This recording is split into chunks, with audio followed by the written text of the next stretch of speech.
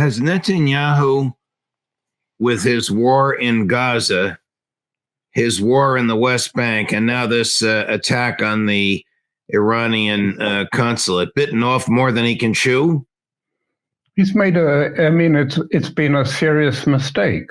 It's not that. I mean, it's not just that. He's made a very serious mistake because he assumed that Gaza would be easily resolved. It would just take a week or two, and they would bomb Hamas and destroy them. They keep claiming now that they've destroyed something like 18 out of 24 battalions that Hamas has, and there are only now 4 left in Rafah. You've probably heard such claims. Right. But all of that came from the Lavender project, on this AI project, whereby they were targeting people on the surface according to their degree of closeness to Hamas, from 1 to 100. And those that they were doing this, I mean, it was, how do you tell who's Hamas and who's far from Hamas or near to Hamas? It was impossible. And the machine went crazy and produced all these targets, but these were on the surface. And as I've said time again, Iran has all of its strategic and military structure buried underground so that the American and NATO omniscient surveillance, reconnaissance plane, radar planes up above in the skies, facial recognition abilities, all these things are rendered useless because everything is underground and only brought up at the moment it is going to be put into use. So it's hidden from that. Hamas is hidden from Israel. The war is hidden from Israel. And what they do on the surface, driving around with tanks and knocking down houses, I mean, is beside the point. And it hasn't worked. And Hamas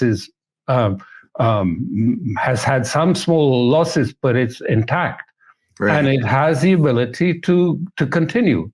It is a long-term project, Hamas is.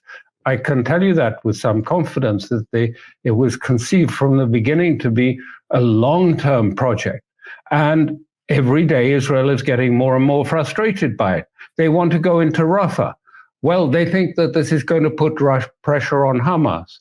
Well, let me say, and I say that with, again, I feel some confidence. Hamas's reply to that is probably, "You're welcome, come," because they are prepared and waiting for it. So because it's a mistake, a conceptual mistake, if you like, still stuck in the old ideas of how to wage a war against Iran or against Hamas or Hezbollah by massive use of firepower and air power. And in fact, the whole war has gone underground and has gone into a different state, using missiles and using drones to disguise those missiles, and to move to a very sophisticated offensive capability that can cause great damage to Israel. I mean, the missiles of Iran and of Hezbollah can cover the whole of Israel and its strategic infrastructure.